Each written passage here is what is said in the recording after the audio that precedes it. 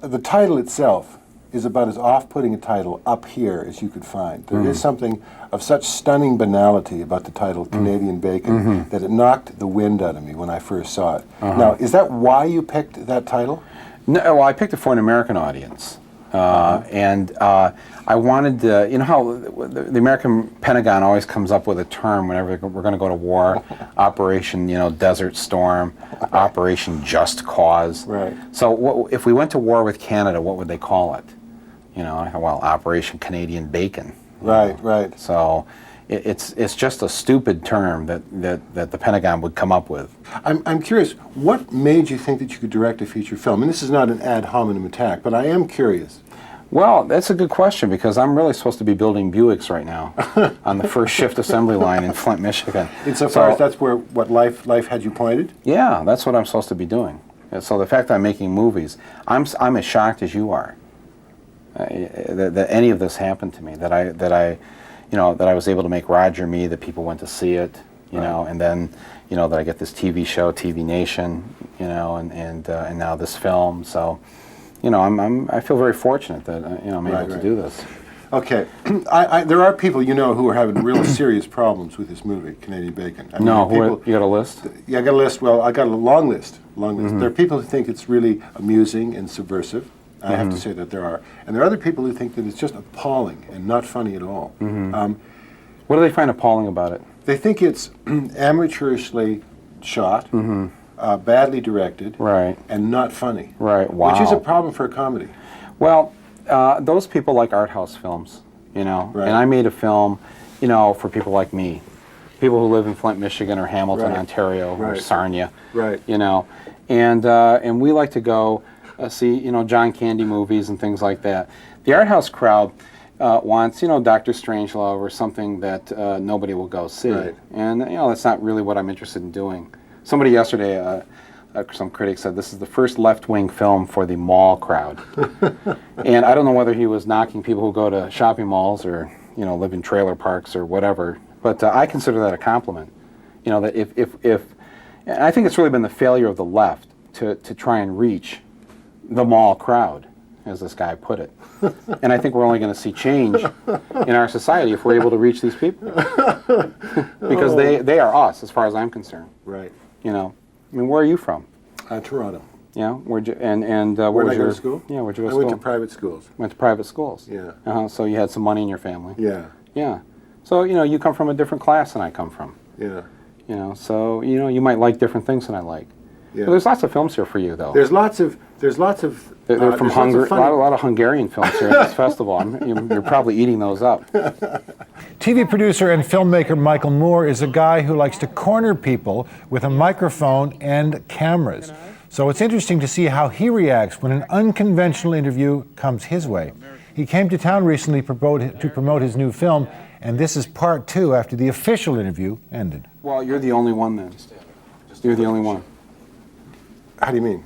This is a rare interview, where there's actually a disagreement or where there's actually people discussing something. That's I consider that really positive. Yeah, I do too. Yeah. I didn't know that because I assumed that eventually people get bored licking people, and you've got to find some way to keep this job interesting for yourself. And the only way to do it in the end, without feeling like a complete skirt-lifting hooker, is to say, look, actually, this is how I felt about this book, or how I felt about that stuff. Right. And is it difficult? Is it difficult for you to hear that kind of stuff? Is it an unpleasant sensation? No. In fact, I wish we had a half hour right now to really get into it, because it would be a very interesting show. Yeah. And I rarely have that kind of challenge. It usually is what you just described. Yeah, right. Right. So, but even now, we're confined to the, you said we were going to have all this time to talk, but it really ended up being the sound bites. Yeah. We didn't really have that much time. We had more time than your guys said we could have. The time constraints. I don't have a guy here. From your people. I don't have a people here. Yeah, but we were told ahead of time, 15 minutes. Mm-hmm. So, that's presumably... But how long is your segment on the show? It's a half hour. Well, it can be as long as... The show's a half hour. It can run in... So we could have done this for a half hour. Yeah. Well, we may be doing it right now. Who knows? Discussing plans to make the show is maybe as interesting as actually talking about the movie. Okay. I want you to What do tell you me want to talk though, about since- next? No, I wouldn't. I want you to tell me why you think, because I don't want to get into this, and I Yeah. certainly don't want to make this self-conscious. Yeah. But I want to know why you think this is a good movie, because I don't get it. I think you are a bright guy, and Roger and Me is a lovely piece of work. I don't get it with this film at all. Well, that's okay. Some people won't get this. But I'm not in some blue blood intellectual private school elite. I'm not. Well, don't hate yourself. No, I don't. But No, you I don't. did go to private school, which means you came from money. Yeah, right. There isn't dirt under your fingernails. Right, but that doesn't. And- right, but people have dirt under their fingernails. No, that's not true. Actually, when you And- grow up and- working and what- class, and when you are working class, you have a whole different perspective on things. You don't think you ever outgrow that? I don't think you do. I don't think. Maybe you can learn it. I mean, you sound like a Brit when you talk. I think you can learn. You can learn. I mean, if you're working class, you can learn how to behave like the rich, but it doesn't mean that you are that. I think you are. What you come from, and I think whatever your experiences are when you're growing up. I think that's really forms and shapes a lot of your opinions and ideas and whatever. And But you've got some cash now. You don't speak with a blue collar accent. You're not. I don't speak with a blue collar accent? You don't. Yeah, you don't. I mean, there is a blue collar. There's not dirt under your fingernails.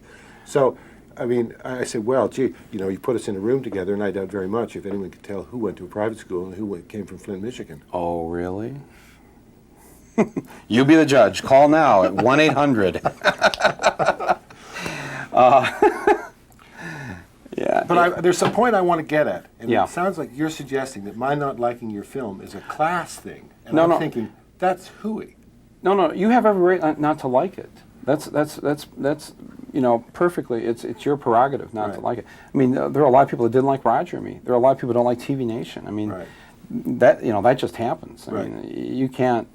You have to do what you think is right. Right. And I, as the filmmaker, has to do. I have to do what I think is right in terms of the kind of film that I wanted to make, and I wanted to sort of present this hybrid of satire and farce. With a mix of politics to get people thinking about a particular issue. In this case, why are Americans led like lemmings to war constantly?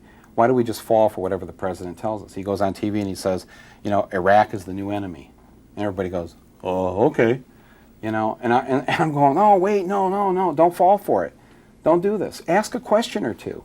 We live in a democracy. We get to do that, and so I started thinking of what would be the most absurd example. Yeah, but I'm not arguing. I'm not trying. I know what happens in the movie. That's Yeah, not what I'm talking okay. about. I don't like the implications you made earlier, which is that your film isn't liked by me or my kind because this is a kind of highbrow intellectual art crowd.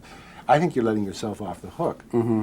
I don't think it's got anything to do with a highbrow intellectual crowd. I think it's possible that maybe you didn't make a good film, and I think you've got to acknowledge that rather than dismiss the people who don't like your movie as if there's something wrong. I don't have to acknowledge it. I think I made a very good film, a film that I'm very proud of, and a lot of other people think so. It was an official selection of the Cannes Film Festival this year. It's in this film festival. We had a great screening yesterday. People love the film, but some people won't love the film. Right. It's okay. You don't have to love the film. Right. Okay. I'll still talk to you. Okay, folks. You can't fool me wearing that T-shirt.